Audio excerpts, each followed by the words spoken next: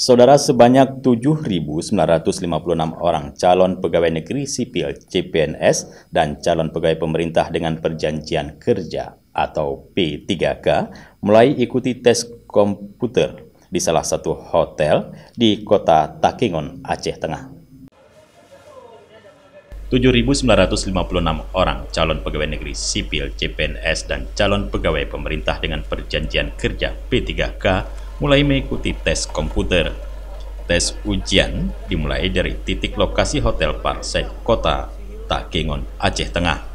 Sebanyak 1.629 orang serta dari jalur CPNS mendominasi dari Kejaksaan Agung, Mahkamah Agung, Komisi Pemberantasan Korupsi yang terdaftar untuk mengikuti ujian di Aceh Tengah dan sebanyak 6.327 untuk jalur P3K.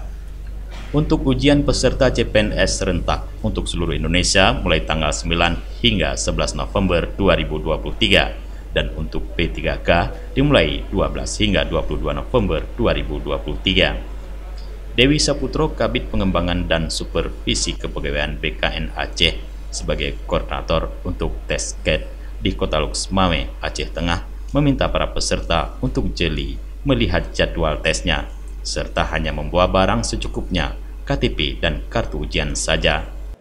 Untuk jumlah sendiri itu kita ada dua ya.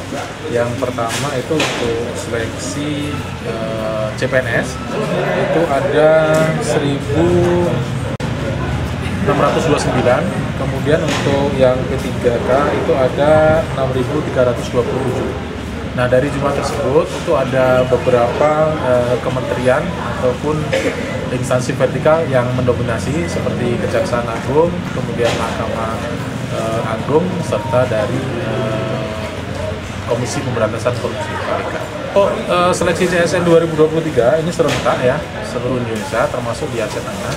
Itu dimulai dari seleksi CPNS dulu. Nah, seleksi CPNS untuk di Aceh Tengah ini kita mulai dari hari ini tanggal 9 nanti sampai dengan tanggal 11 ya. Jadi nanti setelahnya tanggal 12 sampai dengan tanggal 22 itu nanti untuk seleksi calon P3K.